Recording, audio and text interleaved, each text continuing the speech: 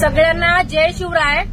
आता मी पोलीस दादांसोबत पोलिसांच्या गाडीत आहे। आपले सगळे मुंबईची टीम गाडीमध्ये आहे आणि सगळं पोलीस डिपार्टमेंट इथे जे सगळ्या आपल्या एरियातल्या लोकांनी मुंबई जाम करून टाकण्याचा जे काही आम्ही सगळ्या सोशल मीडियावरती सगळ्या व्हॉट्सअप ग्रुपला इथे पार्किंग कुठे आहे काय आहे वारंवार आम्ही अपडेट दिलेले आहेत।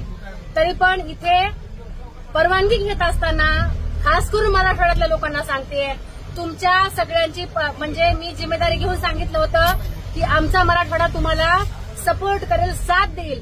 मनोज दादा जरांगे यांनी सुद्धा सांगितलं होतं की माझा प्रत्येक मराठा बांधव हा कायद्याचा बांधील असेल आणि तो कायद्याच्या चौकटीतच राहून या आरक्षणाची मागणी करेल। मला एक सांगायचं आहे, आता जो काही मी मगाशी लाईव्ह केला होता त्याच्यामध्ये पोलीस दादांनी ज्या काही सूचना दिलेल्या आहेत त्या सगळ्या सूचनांचं सगळ्यांनी पालन करायचं आहे। हे बघा, आम्ही सगळे आपली मुंबईची टीम, सगळे पोलीस दादा सगळे तुमच्या सेवेमध्ये आहोत आणि जिथं जिथं पार्किंगचे जे काही ठिकाण आहेत मी माझ्या सगळ्या सोशल मीडियावरती टाकलेलं आहे। तिथे असा कोणी गैरसमज करून घेऊ नका की तिथे पाऊस पडतो आहे म्हणून।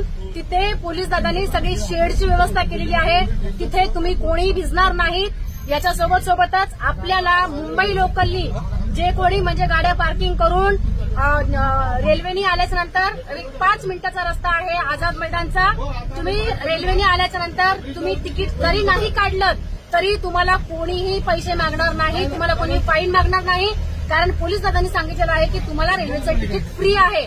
माझी या व्हिडिओच्या माध्यमातून महाराष्ट्रातल्या तमाम मराठा बांधवांना विनंती आहे, माझ्याकडून म्हणजे पूर्ण मुंबई टीम कडून आणि मुंबई पोलिसांकडून मला एक विनंती करायची आहे की आपण पोलीस प्रशासनाला आपण सहकार्य करा, सूचनेचं पालन करा।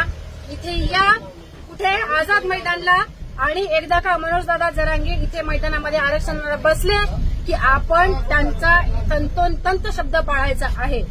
तुर्तास इतकाच, लवकरच पुढचे अपडेट देत राहील।